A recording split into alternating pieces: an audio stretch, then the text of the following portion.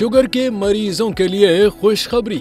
चीनी साइंसदानों ने शुगर का भी इलाज ढूंढ लिया। ये कारनामा सरअंजाम दिया है चीनी साइंसदानों ने, और जहां एक 59 साल मरीज को सेल थेरेपी के जरिए इस दायमी मर्ज से निजात दिलाने में कामयाबी हासिल कर ली है। एक रिपोर्ट के मुताबिक इस मरीज का इलाज 2021 में शुरू हुआ और 2022 से उसे अद्वियात के इस्तेमाल की जरूरत नहीं पड़ी।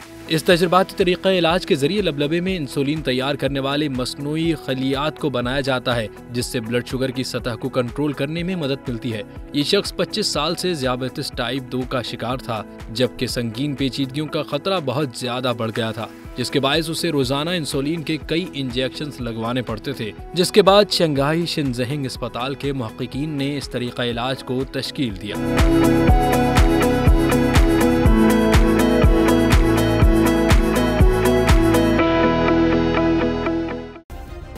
सब्सक्राइब करें और बेल दबाएं ताकि कोई खबर रह न जाए।